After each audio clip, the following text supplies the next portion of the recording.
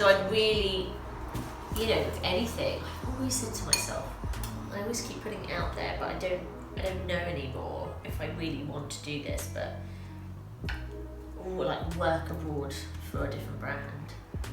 But I don't know where I'd go, or you know, what country or whatever either. And now I'm starting to wonder, and I don't like to think like this, but you're 35 now, maybe, you know, you need to sort of, should you just stay where you are? And you can see that. Oh God, or not just like the thought, not even for work-wise, just the thought of like moving to a different country and starting again. It's quite exhausting. Like, I've been in London for 15 years now, and I have my friends, I've set up a good group of, not different pockets of friends, which, you know, some people, you know, I value my friends as family to me because of the lack of it in London, or lack of it in general, and building that's important to me. And however much I love new adventures and doing things like that, going somewhere else and then trying to start again, especially at my age, especially in your 30s, trying to break into other groups of friends with other people who are in their 30s, they've already rebuilt that as well, you know. So it's like,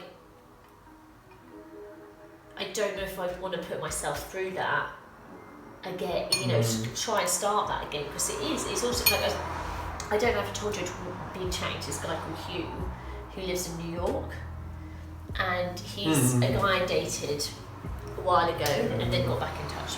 Anyway, we've been still in contact and stuff, and we do a bit of FaceTime or whatever. And he moved to New York again over a year ago now. And since he's been there, he's made 2 or 3 friends. That's it.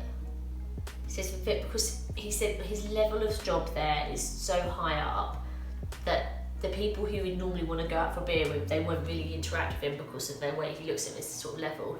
But there are not enough people on his level to be like trying to do that. They've all got families and want to live out in New York, or the next higher up level, like CEO type things. So it's quite tricky. And then he's got like maybe 2 or 3 people max he might know he can go back to, who are all expat stuff. And he says, and has been quite, he said it's found it really quite lonely and quite a bit of a struggle for him. And you know, everyone's an individual, everyone's different in how they react to things. It's a reality. But it does feel like that sometimes, you know, trying to do that again.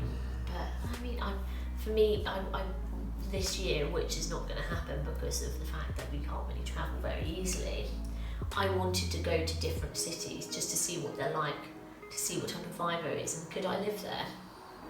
I was going to go to Amsterdam, Berlin, Paris again. I'd love to go to New York and just check out these places and be like, could I imagine myself here?